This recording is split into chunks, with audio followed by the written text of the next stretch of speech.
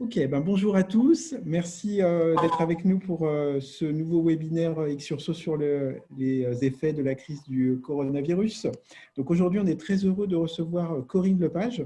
Donc Corinne Lepage, vous êtes ancienne ministre de l'Environnement, ancienne députée européenne, aujourd'hui avocate sur notamment des sujets environnementaux de manière transverse et aussi très active dans beaucoup d'associations sur des thématiques liées à la société civile. J'ai notamment noté les entrepreneurs du Nouveau Monde, mais vous pourrez continuer à aussi présenter toutes vos activités et notamment votre vision de cette crise du coronavirus sous l'angle notamment environnemental.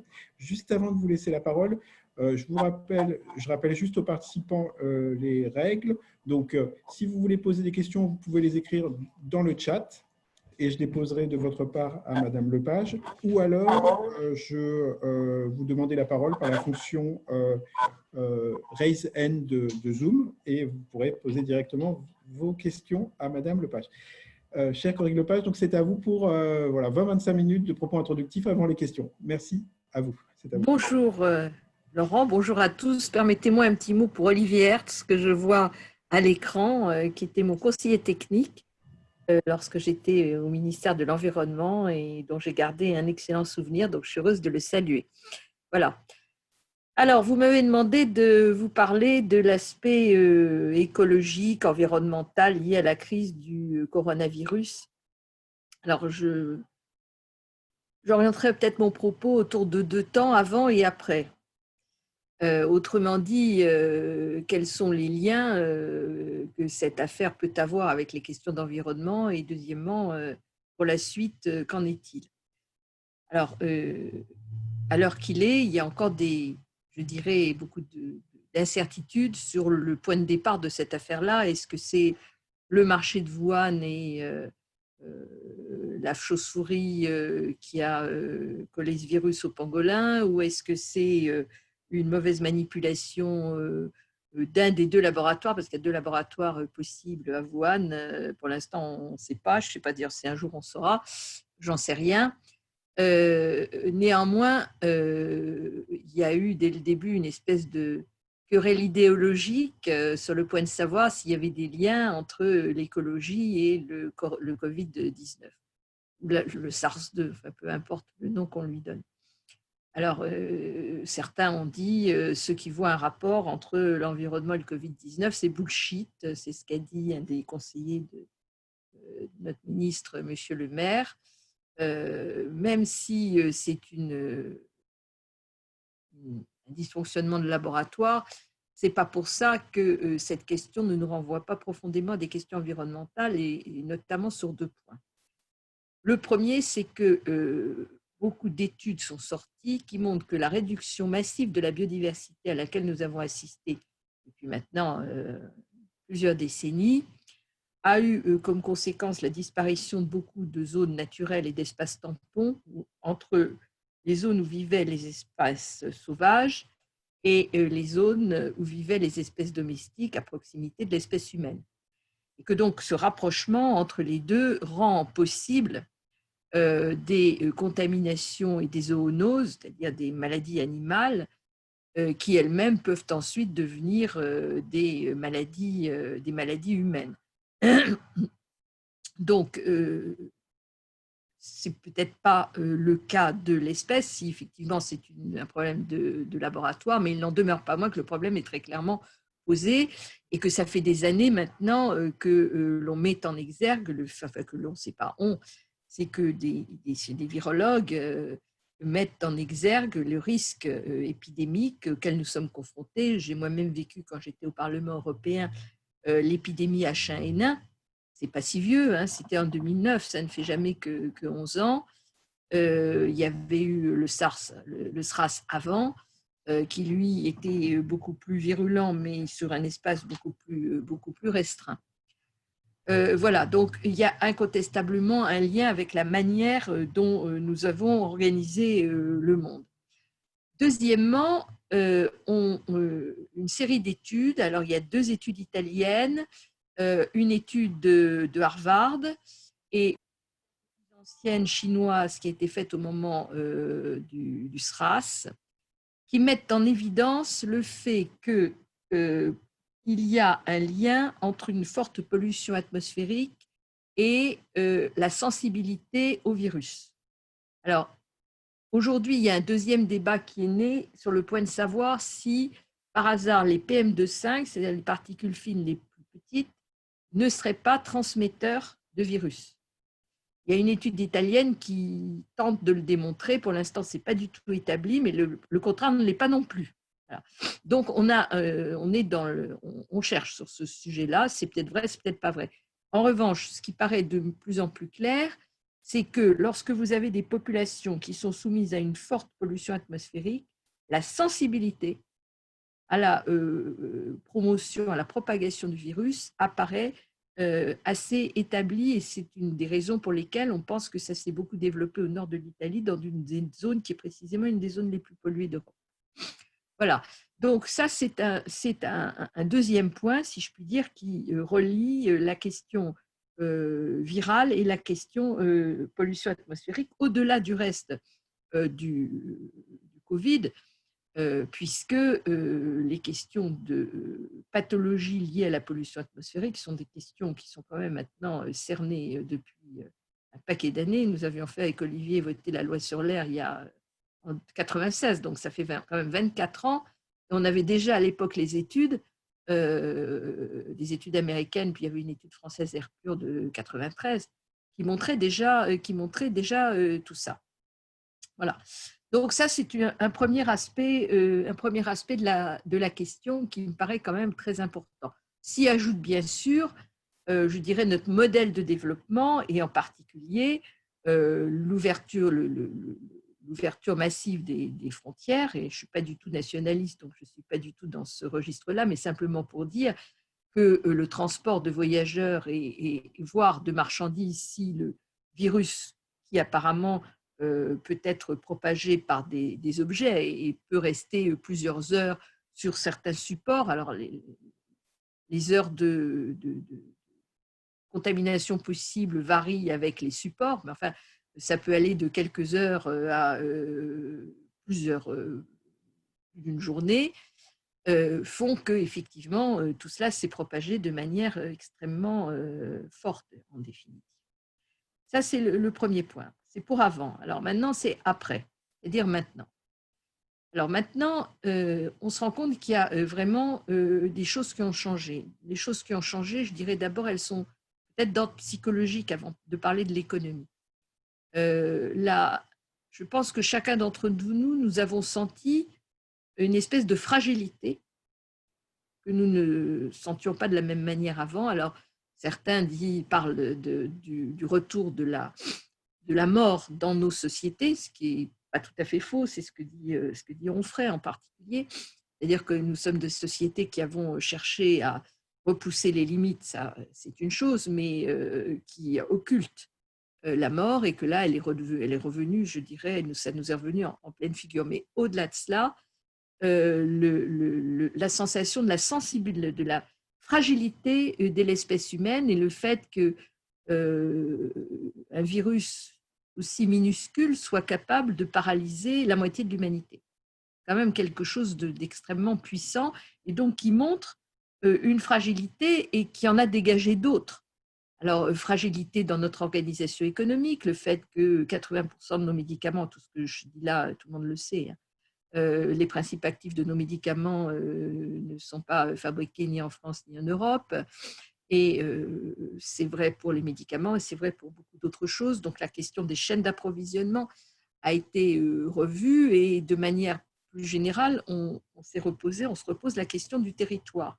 Et la question du territoire est une question qui est au centre de la réflexion écologique actuelle. C'est-à-dire qu'on se rend compte que dans tout ce qu'on essaye de mettre en place aujourd'hui, que ce soit les circuits courts, que ce soit l'économie circulaire, que ce soit la décentralisation énergétique, même si on ne l'aime pas beaucoup en France, mais enfin, on y viendra comme les autres, c'est le territoire qui est en fait au centre, qui devient le centre de l'activité économique, et non plus les grandes métropoles, voire des pays à bas salaire et à normes sociales et environnementales extrêmement faibles, rendant les choses extrêmement rentables, tout simplement parce que cela crée des fragilités et qu'on se rend compte que globalement, on n'est pas forcément gagnant dans cette organisation-là. Et donc, on voit qu'il y a une espèce de rencontre qui se fait entre des nécessités économiques et des nécessités écologiques. Il y a un deuxième point sur lequel je voudrais insister, qui ressortit de la première observation que j'ai faite sur la fragilité, c'est l'importance qu'a prise la santé. Quand vous regardez aujourd'hui les sondages qui sont faits, alors vous allez me dire c'est un peu normal parce qu'on est en plein dedans, donc il faudra voir dans 2-3 mois ce qu'il en sera.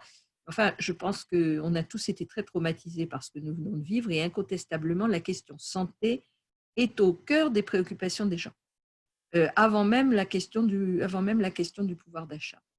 Et directement après arrive la question climat, parce que les gens se sont bien rendus compte que cette fragilité que nous avions pour une épidémie, finalement, nous avions la même pour les grands enjeux planétaires et en particulier l'enjeu climatique.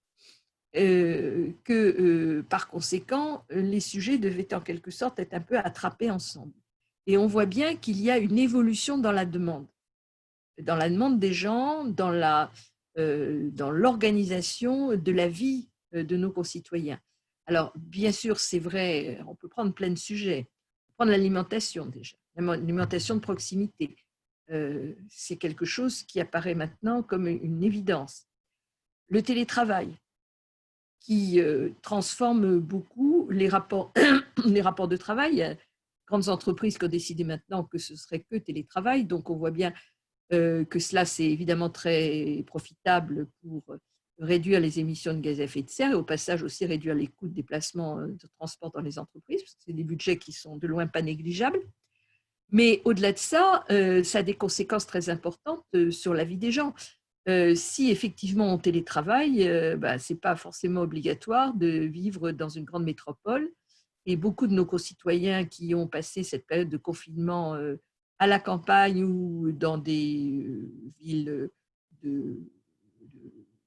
ne sont pas des métropoles régionales, des villes qui peuvent être 20 000, 15 000, 20 000, 30 000 habitants, mais pas des grandes métropoles, Bordeaux, Toulouse, Marseille, etc., se disent qu'après tout, c'est pas mal du tout et que s'il y a des établissements scolaires qui sont de qualité pour les enfants, finalement, c'est une vie qui est beaucoup plus agréable et qui permet de mieux s'organiser, de mieux vivre son temps, de mieux être en harmonie avec la nature que les gens recherchent de plus en plus, parce qu'il y a ce besoin également de retrouver la nature. Alors bien sûr, tout ça a des conséquences tout à fait importantes sur l'organisation du travail, sur l'immobilier, sur la construction, sur tous ces sujets qui sont profondément impactés. Ensuite, il y a la question de la relance économique. Je terminerai là-dessus pour être dans... Oui, j'ai encore 5 minutes avant qu'on rentre dans les questions. Bon, il y a beaucoup de débats autour de relance verte, relance pas verte, Green Deal, pas Green Deal, etc. Moi, je pars d'un constat assez simple. Nous allons, quand je dis nous, c'est les Français, mais pas que nous. Les Français, parce que c'est la même chose dans beaucoup de pays du monde. Il y a des investissements absolument massifs, enfin des sommes absolument gigantesques dont on ne sait pas du reste tellement d'où elles viennent et comment elles vont être un jour remboursées et si elles le seront. Enfin, ce n'est pas notre sujet du jour. Laurent serait beaucoup plus calé pour en parler que moi de ce sujet-là. Mais il y a une chose qui est sûre, c'est qu'on ne fera pas ça 2 fois. Ce n'est pas possible. Donc, il ne faut pas se louper. Or, nous savons très bien que nous avons à financer les investissements de la transition. Alors certes, jusqu'à maintenant, on a fait de la mesurette, on a essayé de repousser les choses dans le temps. Il y a pourtant quand même des rapports, je pense au rapport de Lord Stern en 2008 ou 2009, je pense au rapport de la commission économie du climat de l'ONU de 2018 qui disait mais non, c'est beaucoup plus intéressant d'investir dans la transition que de ne rien faire, c'est beaucoup plus rentable sur le plan économique. N'empêche qu'on n'a pas suivi jusqu'à présent toutes ces voies, soyons tout à fait clairs. Donc, effectivement, ce serait quand même dommage de ne pas utiliser ces sommes colossales que nous mettons sur la table pour ne pas investir dans la transition. Alors que ce soit la transition agronomique, que ce soit la transition énergétique, que ce soit la transition immobilière, que ce soit la transition industrielle, parce qu'on a besoin de nouveaux types d'industrie, ce serait tout à fait dommage et de ne mettre nos investissements que dans le maintien d'activités dont nous savons qu'à terme, elles doivent soit disparaître, soit profondément se transformer. Voilà. Et donc là, je pense qu'il y a un vrai débat. Alors, investir, prenons un exemple, celui de l'automobile. Mettre de l'argent sur Renault, pourquoi pas, l'État, nous sommes actionnaires, l'État est actionnaire à hauteur de 15%. Oui, si c'est effectivement pour faire massivement de l'hybride ou du véhicule électrique. Si c'est pour faire des gros SUV et simplement maintenir la machine, ce n'est pas très intéressant. Je dirais la même chose pour l'aviation. Alors, je sais bien que nous avons une industrie aéronautique, quand même un élément très important de notre activité industrielle nationale. Mais enfin, il faut quand même regarder les choses en face. Et compte tenu des transformations que nous vivons à une vitesse accélérée, même si bien sûr les transports vont un jour reprendre, ça ne sera plus jamais, je pense, comme par le passé, parce que les gens là ont été très, très marqués. Et donc, il faut qu'on réfléchisse à ce qu'est l'aviation d'avenir, comment est-ce qu'on fait une aviation beaucoup moins polluante et probablement qui aura une activité moins importante. Et dans le même coup, comment est-ce qu'on peut envisager l'avenir de grandes entreprises comme EADS, Airbus. Voilà. Et puis, il y a tout ce qui est nouveau. Alors, tout ce qui est nouveau autour, bien sûr, des nouvelles technologies de l'information et de la communication, qui ne sont plus tellement nouvelles maintenant, mais quand même. Et notamment, comment est-ce qu'on en fait une industrie beaucoup moins énergivore, parce qu'elle est en train de devenir considérable émetteur de gaz à effet de serre. Donc, comment est-ce qu'on avance dans cette technologie? Comment est-ce qu'on va vers la chimie verte? Si on sort effectivement de l'économie pétrolière, ce qui nous renvoie au végétal et au besoin de recouvrer des sols naturels au lieu de les perdre. Voilà, en fait, c'est toute une nouvelle organisation économique qui apparaît, quelque chose qui était jusqu'à maintenant un peu du domaine de l'utopie écologiste, même si climat plus biodiversité plus santé environnementale démontrer que c'était ça qu'il fallait faire. Là, maintenant, on est vraiment en face du mur et très probablement, c'est ceux qui vont le plus intelligemment et le plus vite investir dans cette transition qui vont se retrouver les leaders des industries de demain. Moi, je suis quand même très frappée de voir ce que la Chine a été capable de faire, notamment dans le domaine des énergies renouvelables. Parce qu'en quelques années, ils sont devenus les champions du monde des panneaux solaires quand même, alors que c'était nous les Européens qui avions lancé le sujet. On n'a pas été fichus capables de garder l'industrie qui allait avec. Donc, encore une fois, cette transition, nous devons la faire. Nous avons aujourd'hui de l'argent sur la table qui nous permet de la faire. Ne pas nous lancer de manière concertée, construite, bien sûr, dans cette voie m'apparaît tout à fait, serait vraiment tragique, non seulement pour des raisons environnementales, mais pour des raisons économiques et de long terme. Je terminerai en rajoutant un mot sur la question du territoire. Vraiment, c'est un sujet que je crois majeur. Nous vivons quand même une crise de l'État jacobin. On peut prendre le sujet par tous les bouts. Ça me paraît une évidence. Il y a une bataille sourde entre l'État et les collectivités territoriales qui apparaît et qui me semble être en passe d'être gagnée par les élus locaux.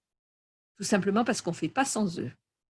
Et que l'État, après avoir renvoyé les élus dans leur mairie, est bien obligé de passer par la case maire, pour ouvrir les écoles, pour distribuer les masques, pour organiser les choses, les tests et organiser les choses au niveau local. On ne peut pas faire autrement. Et donc, je pense aussi que nous allons aller vers une organisation qui devrait être non pas beaucoup plus déconcentrée, mais beaucoup plus décentralisée, en faisant aussi beaucoup plus confiance à la société civile, tout simplement parce que on voit bien qu'on ne peut pas faire autrement que faire appel au civisme des Français, à leurs responsabilités, ce qui me paraît tout à fait normal d'ailleurs. Sauf que quand on fait appel à la responsabilité des gens, on ne s'adresse pas à eux comme s'ils avaient 4 ans et demi. Je veux dire par là qu'il y a une manière de parler aux gens, une manière de s'adresser à eux qui doit aller avec la demande de responsabilisation et d'action. Et donc là, je pense qu'il y a quelque chose aussi à repenser dans les rapports entre les citoyens et leur État. Quand on voit la manière dont, alors je peux prendre l'exemple toujours de l'Allemagne, mais quand même la manière dont Angela Merkel ou son ministre des Finances parlent à leurs concitoyens, la manière dont on nous a parlé à nous, très franchement, c'est un peu désespérant. Voilà. Donc, je terminerai avec un mot d'optimisme pour dire que ce qu'on a vécu, à mon avis, enfin, mon âge fait que je ne suis pas sûre d'en voir d'autres, mais les plus jeunes ici en verront sûrement d'autres au cours de leur vie, que le climat se change à une vitesse accélérée. Là, on voit bien, cette année, ça a été l'hiver le plus doux qui ait jamais été. Avec tout le cortège de problèmes que cela pose derrière. Par voie de conséquence, nous avons la possibilité, sans qu'on l'ait voulu, hein, mais vraiment de faire un investissement massif, tant à l'échelle française qu'à l'échelle européenne, que nous n'aurions pas fait autrement. Donc, ne ratons pas cette occasion. Merci. Merci Corinne, c'était très intéressant votre propos introductif. Il y a déjà beaucoup de questions donc en réaction. Alors, je vais reprendre depuis le début. Donc, il y a Olivier Hertz qui cite un article du Guardian qui dit que le virus a été détecté sur des polluants de l'air. Ouais. Et il pose aussi, je vais peut-être vous poser 2 ou 3 questions et comme ça en batch. Et puis après, on fera comme ça par batch de 3 questions peut-être pour être efficace. Donc, première question donc d'Olivier Hertz. Vous Oui, avez... je connais l'article du Guardian, oui, oui. D'accord. Et il pose aussi une question. Vous avez évoqué les conséquences de la crise sur les transports locaux, notamment à cause du télétravail ou grâce au télétravail. Comment voyez-vous l'évolution du transport aérien dans les années à venir? Ensuite, question de Marie-Louise Casademont. Croyez-vous que ce que nous venons de vivre va pouvoir permettre que les 17 objectifs de développement durable de l'ONU soient plus familiers pour les Français? Et donc, Marie-Louise Casademont qui pose aussi la question, ne jamais oublier que le véhicule électrique n'est une bonne solution que si l'électricité est d'origine nucléaire. Donc, je ne sais pas comment vous allez réagir aussi à cette remarque. Voilà. Et puis aussi, donc, et dernière, avant pour ce batch de questions, êtes-vous d'accord pour fermer des tas de centrales nucléaires en état de marche?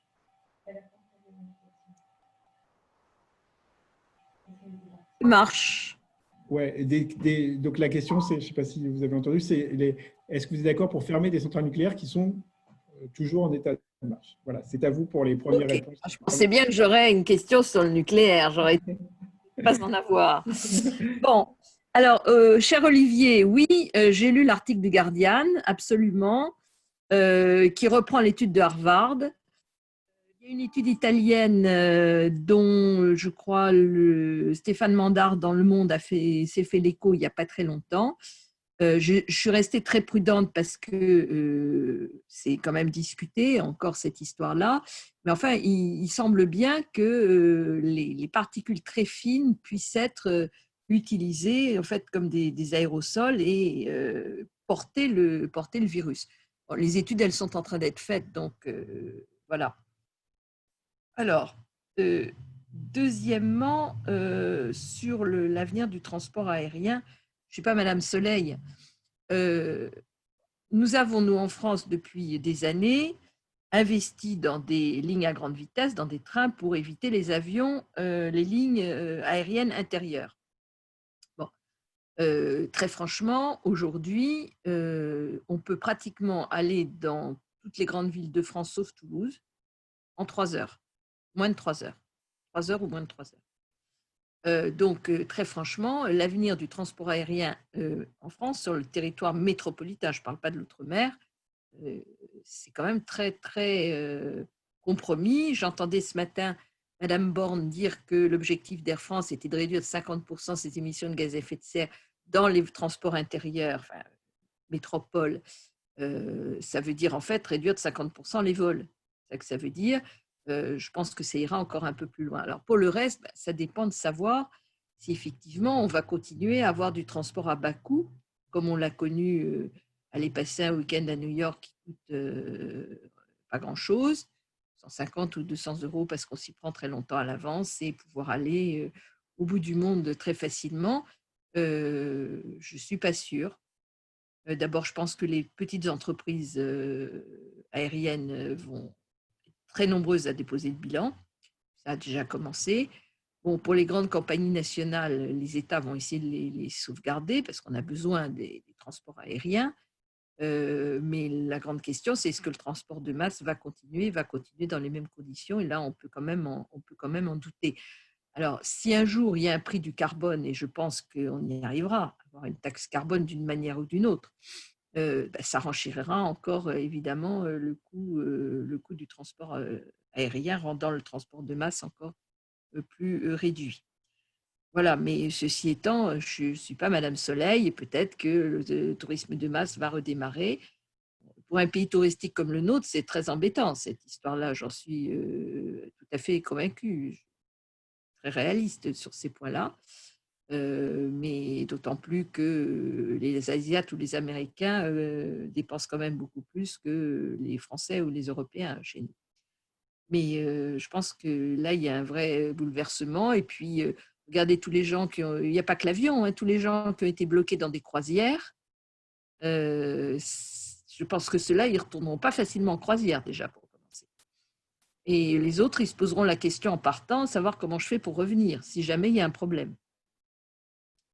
Alors ensuite, sur les 17 ODD, je pense que les ODD, c'est quelque chose qui est quand même assez peu connu du français de base, si je puis dire.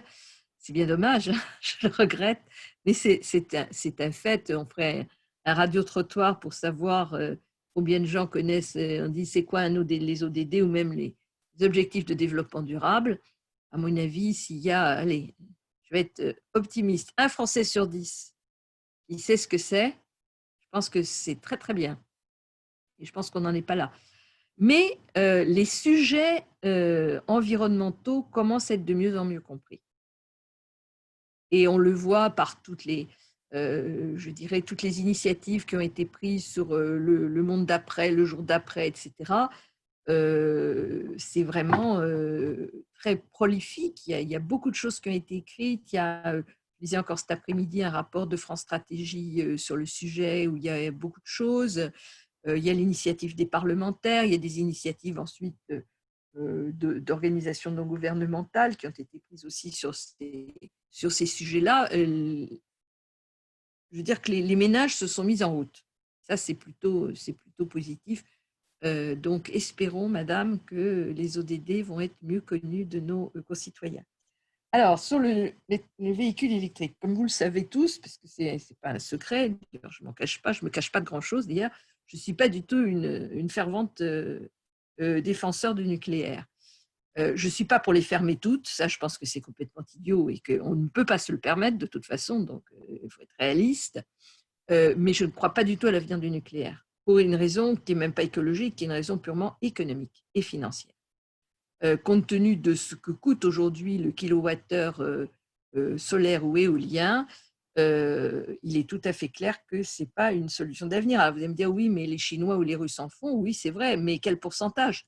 C'est-à-dire que la Chine a tellement besoin, ou l'Inde ont tellement besoin d'énergie, c'est des pays tellement immenses qui est un peu de nucléaire dans leur bouquet énergétique, peut-être, mais quand vous voyez aujourd'hui qu'on arrive dans les pays les plus ensoleillés, certes, mais à descendre à des coûts du kilowattheure solaire qui sont plus bas que le kilowattheure du charbon, il est tout à fait clair que c'est là-dessus que les évolutions vont se faire. Et quand vous regardez le développement du solaire dans le monde au cours des années écoulées, outre le fait qu'il y a eu une baisse de 75% des coûts et que l'Agence internationale de l'énergie pense qu'il va encore y avoir une baisse de 75% des coûts d'installation, on voit bien que, incontestablement, c'est une énergie qui va se développer. Ce n'est pas la panacée universelle, hein, je l'entends tout à fait. Il y a d'abord la question de la fabrication et le problème des métaux rares que nous n'avons pas. Il y a ensuite la question des déchets, on en fait quoi après? Tout ça, c'est des vraies questions, je n'en disconviens pas, mais simplement, ce que je crois, c'est que c'est l'énergie qui va l'emporter. Alors, fermer nos centrales nucléaires. Le problème qu'on a sur le sujet, c'est qu'en fait, on se rend très bien compte qu'on ne peut pas développer en même temps les énergies renouvelables et l'énergie nucléaire. Tout simplement parce qu'on a un marché qui n'augmente pas, mais qui a tendance plutôt à diminuer ou tout au moins à stagner. On a des objectifs en termes européens de réduction quand même très importante de la consommation énergétique, que je ne confonds évidemment pas avec la consommation électrique, mais quand même une part non négligeable de la consommation énergétique.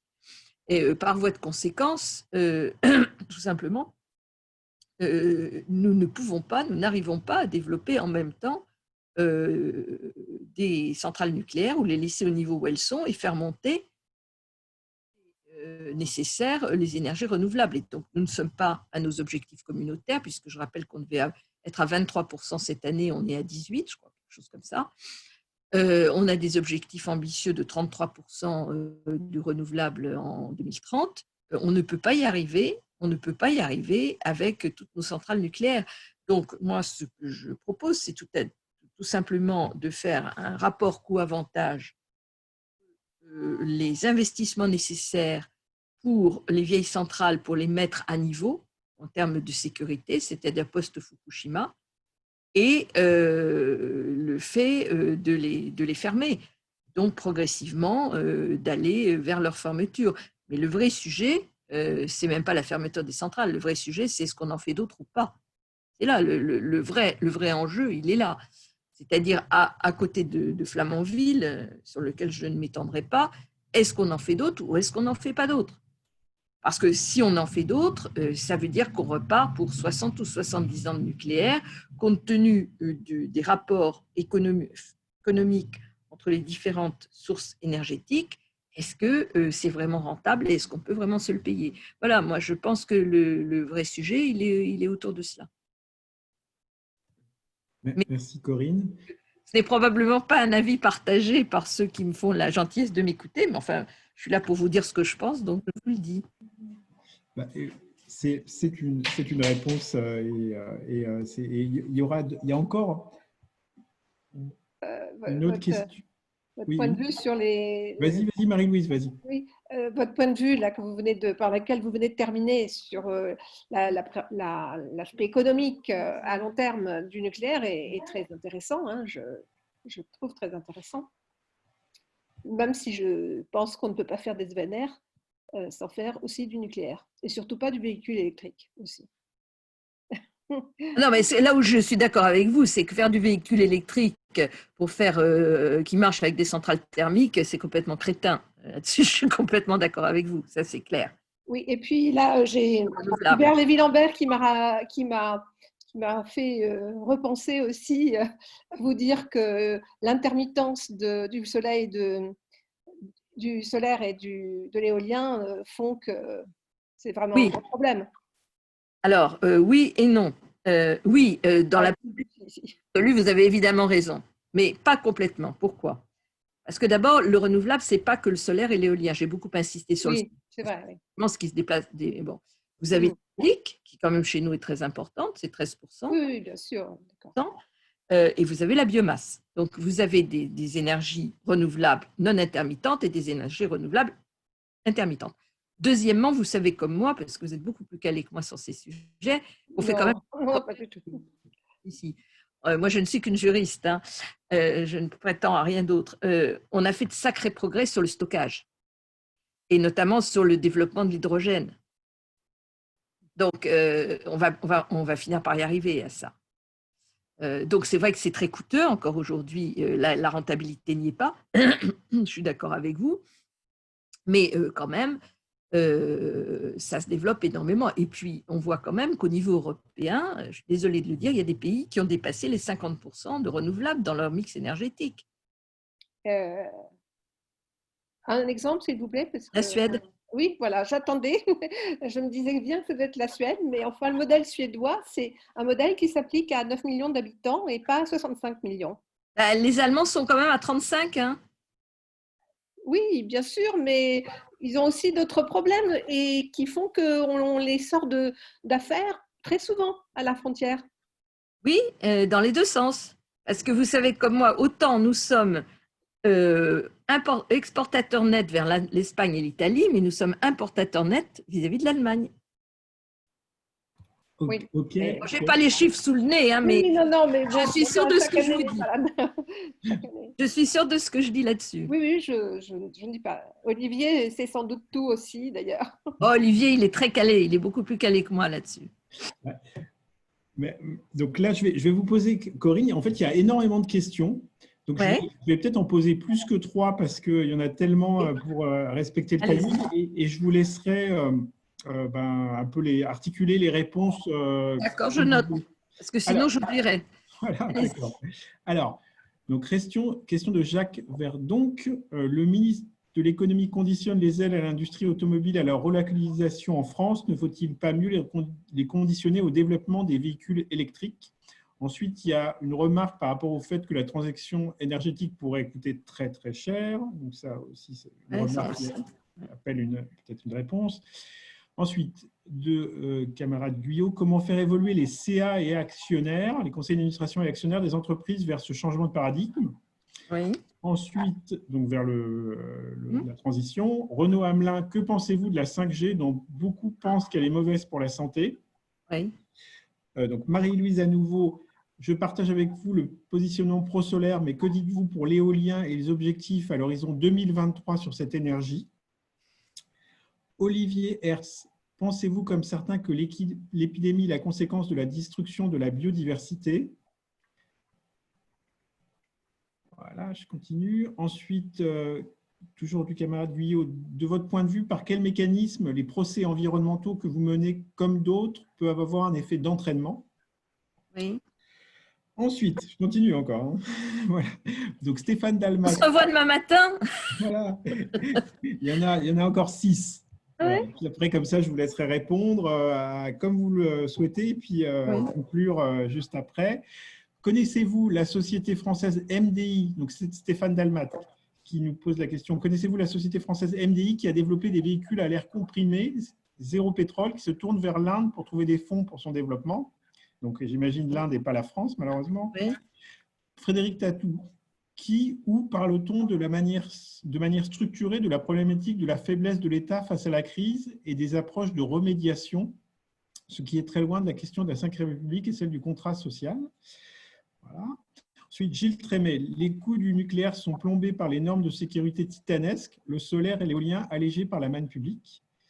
Donc Marie-Louise, qui l'a déjà dit aussi en réagissant, pensez-vous qu'il est possible pour les Français de réduire de 50%? Alors c'est une autre remarque. Pensez-vous qu'il est possible pour les Français de réduire de 50% leur consommation énergétique finale en 2050 par rapport à 2012? Hubert Lévy-Lambert qui nous dit, donc comme remarque, qui peut-être appelle aussi réponse, on a oublié le caractère intermittent du vent et du soleil. On en a parlé déjà ça tout à l'heure. Donc bon, il fait cette remarque. Gilles Trémet, il y en a encore qui arrivent. Les surcoûts des mesures alternatives et du réseau, le renouvelable sont surtout nos bons vieux barrages. Voilà. Raoul de Saint-Venant, l'intermittence du solaire et de l'éolien va trouver une solution dans le transport de l'énergie sur les mêmes latitudes nord, Europe, US et Russie. Les coûts sont largement inférieurs aux coûts de stockage. Voilà. C'est vrai qu'on a des coûts de stockage énormes du pétrole en ce moment, à cause de la faible demande. Et dernière question du camarade Guyot, remarque, il peut être pertinent de prendre en compte les coûts non monétaires, risques d'accidents et environnementaux. Voilà. Donc Corinne, je vous laisse donc répondre à… En plus, j'espère, j'ai noté au fur et à mesure, en style télégraphique, j'espère que je vais être capable de me relire et de Voilà. Bon. Et en même temps, juste après, voilà, conclure parce qu'on arrive, Alors, presque au temps. Donc, allez-y, je vous en prie. La première, déjà, je n'arrive même pas à me relire. Donc, économie, je sais plus. Bon, tant pis. Alors, transition écologique très chère, oui, c'est vrai, mais est-ce qu'on a le choix? Parce que le changement climatique, c'est très, très cher aussi. C'est même encore beaucoup plus cher. Et donc, on voit bien avec le Covid que faire des économies de bout de chandelle, finalement, le coût à la sortie est généralement astronomique. Alors, CA et actionnaire, très bon sujet. Question de la finance et de l'investissement et des assurances, des banques, des investisseurs et de l'assurance est, à mon avis, un sujet central. Or, il est très intéressant de constater que d'abord, le risque climatique devient un sujet majeur pour le financement des investissements. D'abord, c'est une obligation légale, mais en dehors de ça, c'est une obligation financière parce qu'on s'est rendu compte, et Laurent, je pense que vous le savez, que le risque financier lié à des actifs, je dirais, énergivores, des actifs exposés au risque climatique, est 12 fois plus important que ne l'était le risque subprime en 2008. Ça, c'est le rapport économie du climat 2018 dont je parlais tout à l'heure. Donc, le monde de la finance a tout à fait pris conscience de ce qu'il pouvait se retrouver, avoir investi sur des actifs qui ne vaudraient plus un clou. Et donc, ça, c'est quand même quelque chose d'extrêmement intéressant et d'extrêmement important. Deuxièmement, les assureurs, eux, ils sont en bout de course. Et les risques liés aux affaires climatiques, mais je dirais aussi d'une certaine manière maintenant aux affaires sanitaires, deviennent extrêmement concrets. Et par voie de conséquence, je pense que c'est un sujet qui est de plus en plus pris en compte. Alors, sur la 5G, très franchement, l'OMS a rendu des conclusions qui sont détestables. L'ANSES a lancé une alerte. Les consommateurs ne demandent absolument pas la 5G. Donc, personnellement, je ne vois vraiment pas l'intérêt, si ce n'est pour ceux qui la promeuvent, de se lancer dans cette affaire-là. Très franchement, les questions sanitaires sont considérables sur la 5G. Alors, moi, j'ai défendu des anti-linky, bon, à tort ou à raison, mais enfin, incontestablement, les gens qui sont électrosensibles, il y en a quand même, pas énormément, mais il y en a, ne supportent pas les ondes, quelles qu'elles soient, y compris un tout petit chouïa de plus. La 5G, l'électrosensibilité va devenir un problème sanitaire majeur. C'est-à-dire qu'on va être très, très nombreux à être confrontés au sujet. Donc voilà, je pense qu'on a beaucoup de choses plus importantes et intéressantes à faire avant de s'occuper de la 5G. Alors, ma position sur l'éolien. Je ne suis pas sans savoir combien l'éolien est, disons, contesté en France, parce que beaucoup considèrent qu'on a des paysages magnifiques, ce qui est vrai, et que ce n'est pas beau, ce qui est peut-être vrai.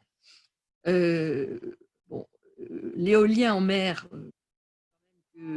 c'est quand même quelque chose d'intéressant parce qu'on peut en faire de grandes, enfin des productions relativement importantes, qu'il y a maintenant de l'éolien flottant, qui pose quand même beaucoup moins de problèmes que l'éolien enfoui dans la mer.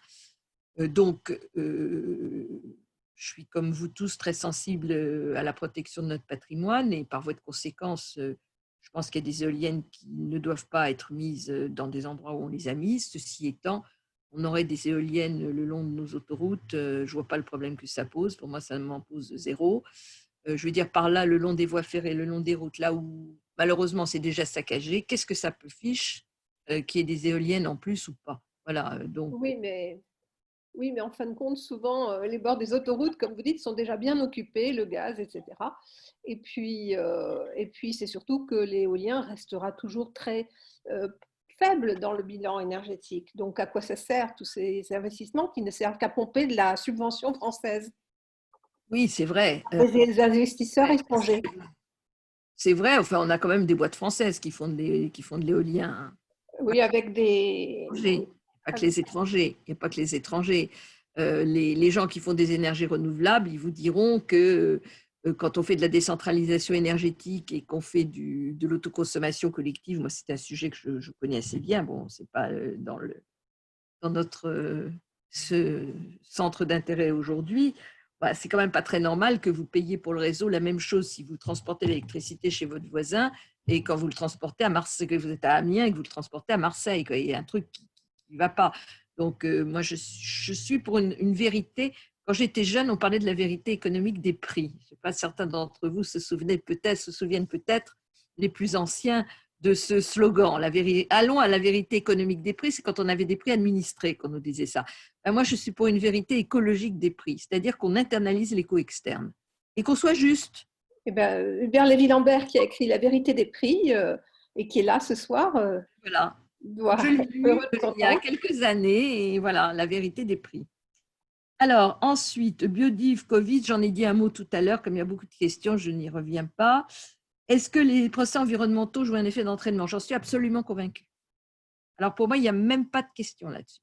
Je prendrai 2 exemples. Ce qu'on appelle la justice climatique. 1500 procès dans le monde actuellement sur la justice climatique. Dans tous les pays, vous en avez. Soit pour demander à des États de faire plus, c'est l'exemple Urgenda des Pays-Bas, soit pour demander à des entreprises qui sont les plus émettrices de gaz à effet de serre. Il y a un rapport qui est le rapport aidé qui a établi la liste des entreprises émettrices de gaz à effet de serre par ordre d'entrée en scène, si je puis dire, en fonction de l'importance de leur rejet. Et donc, il y a des procès qui sont menés contre elles pour leur demander de réparer à hauteur de leur part. Alors, ça peut être 1%. 1% du mondial, c'est colossal quand même. Voilà.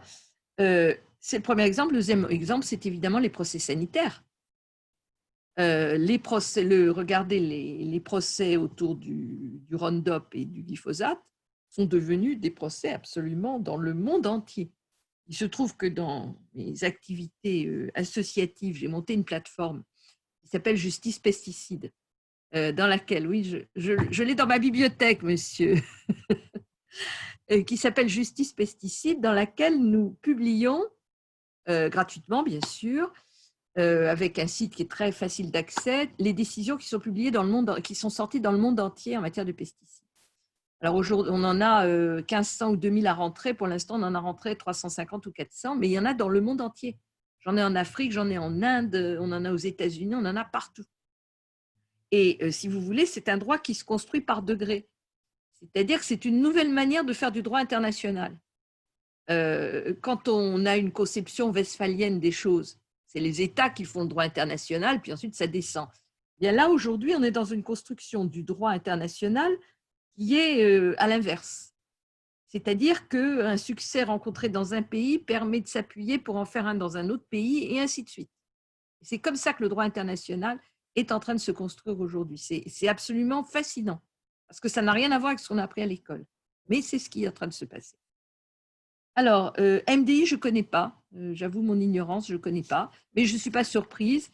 Je reçois souvent des courriers de gens qui me disent qu'ils ont trouvé des trucs géniaux. Je ne suis absolument pas capable de le juger parce que je n'ai pas votre connaissance.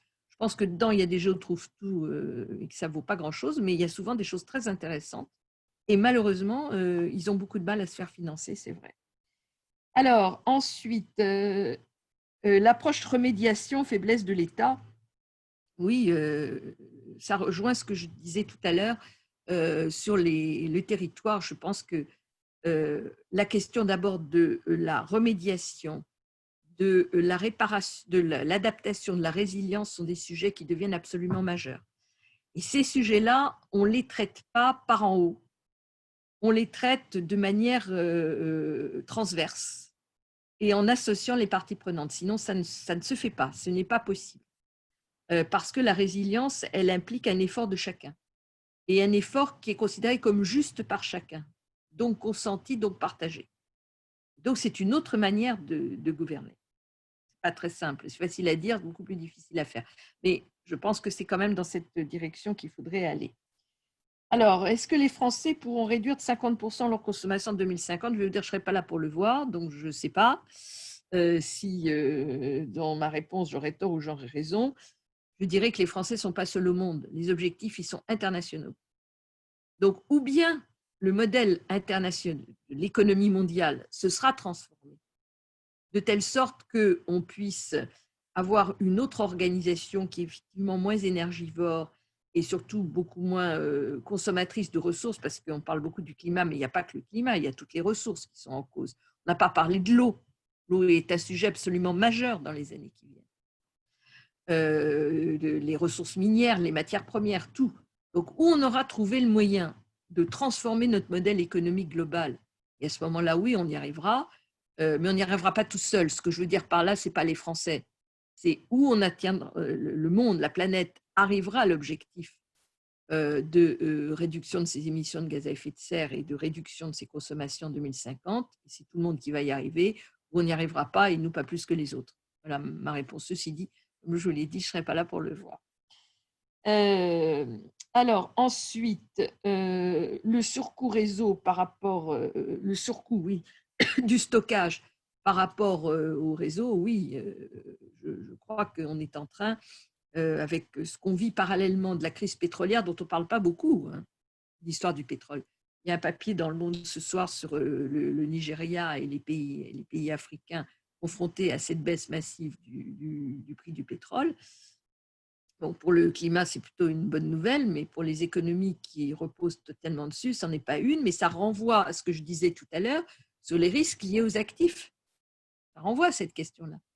Parce qu'on imagine toujours que le pétrole va monter et que donc les investissements sont intéressants. Oui, sauf s'il arrive au pétrole, ce qui est en train d'arriver au charbon, ce n'est pas tout à fait sûr.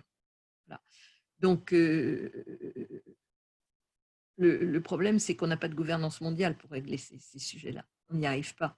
On voit bien les difficultés qu'il y a déjà aux conférences pour le climat, alors traiter de sujets pareils où les intérêts sont tellement violemment opposés, c'est quand même très, très difficile.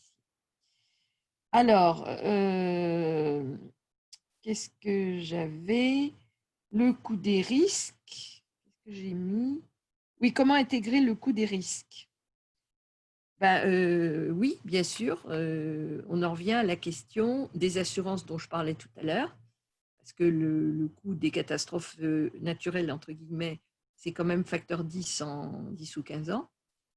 Comment est-ce qu'on intègre ces sujets-là? C'est tout le sujet, je pense, de l'adaptation. J'ai eu à traiter un dossier dont on a beaucoup parlé, qui est le dossier du Signal. Vous savez, c'est cet immeuble qui s'est retrouvé au bord de l'eau. Il avait été construit à 200 mètres de la plage, enfin de la mer, pardon, et qui s'est retrouvé à 3 mètres, et vraiment sur une digue de sable. Et donc, les gens ont été expulsés parce qu'il y avait un danger. Évidemment, l'immeuble a été vandalisé. Ces gens se sont retrouvés sans rien du tout. La loi Barnier ne joue pas. La loi Barnier, vous savez, c'est la loi qui permet d'indemniser, d'exproprier les gens qui sont confrontés à certains types de catastrophes naturelles, mais pas toutes. Donc, la loi Barnier n'a pas fonctionné pour eux. Donc, on leur a voté une disposition législative, j'allais dire ad hominem, qu'ils aient quand même quelque chose, mais le sujet est très clairement posé. Alors là-dessus, je vous renvoie à un rapport qui est très intéressant, qui est le rapport qui a été fait par le sénateur Dantec sur l'adaptation au dérèglement climatique en France, qui pose très clairement ces questions et qui montre qu'on est totalement désarmé. Par exemple, le maire de Lacanau veut déplacer ses zones économiques à 4 km à l'intérieur du territoire. Parce que l'érosion de la côte landaise, on sait exactement ce que c'est et ce que ça va donner dans les années qui viennent. Là-dessus, on a des études qui sont vraiment très bien faites. Que ce soit le BRGM, que ce soit la météo nationale, tout ça, il y a eu énormément d'études qui ont été faites, de modélisation, c'est plein de choses. Sauf, moi, je suis montée chez Casino, tu m'entends? Oui. Sauf que, je crois qu'il y a une double... Voilà. Sauf que, je termine ma phrase, sauf qu'on n'a pas les outils juridiques pour le faire.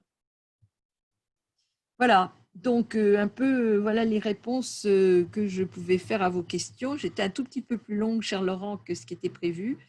Voilà, j'espère avoir répondu à vos questions du mieux que je pouvais, en tout cas. Je l'ai fait et c'était un plaisir pour moi de participer à cette réunion. Merci Corinne. Un plaisir pour nous aussi. Merci. Marie-Louise.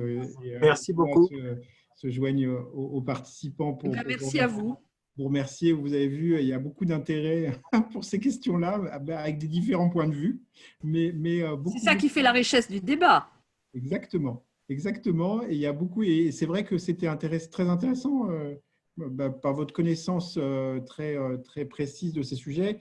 Et puis aussi parce qu'on n'avait pas encore réfléchi, discuté à cette approche environnementale de cette crise et énergétique aussi, qui est très forte, apparemment très importante et qui méritera de continuer à travailler là-dessus. Donc, merci beaucoup. Sans prix. Bonsoir. Bonne soirée à tous. Voilà. Merci. Merci. Et donc, demain, on se retrouve donc à 18 h avec Florence Lussmann, qui est la présidente de la Fédération française de l'assurance. Voilà, c'était voilà. aujourd'hui. Bon, très bonne soirée à vous tous. Au revoir. Au revoir.